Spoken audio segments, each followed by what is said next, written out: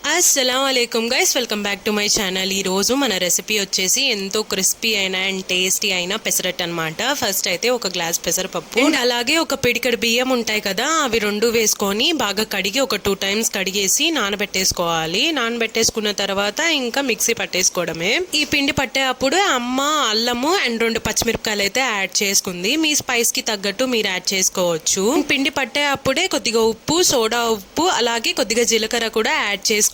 Digestion కి చాలా మంచిది జీలకర్ర. ఇంకేముంది, పిండికి సరిపడా వాటర్ అనేది వేసుకొని పిండి కన్సిస్టెన్సీ కరెక్ట్ గా వచ్చిందో లేదో అని చూసుకొని, దోశ పిండి ఉంటుంది కదా ఆ కన్సిస్టెన్సీకి వస్తే సరిపోతుంది అనమాట. అలా వచ్చిన తర్వాత ఇంకా దోశలా వేసుకొని ఆయిల్ వేసుకొని ఒక సైడ్ బాగా క్రిస్పీగా కాలిన తర్వాత ఇంకో సైడ్ కి తిప్పుకోవాలి. ఇప్పటి వరకు నేను పెసరట్టు అంటే గ్రీన్ పెసలు ఉంటాయి కదా వాటితోనే చేస్తారు అని చెప్పి ఒక భ్రమలో ఉండేదాన్ని. కాకపోతే ఇలా కూడా చేస్తారని చెప్పేసి నాకు ఈ దోశ తిన్న తర్వాతే తెలిసిందనమాట. అట్ట అయితే చాలా అంటే చాలా టేస్టీగా ఉంది, క్రిస్పీగా కూడా ఉందన్నమాట.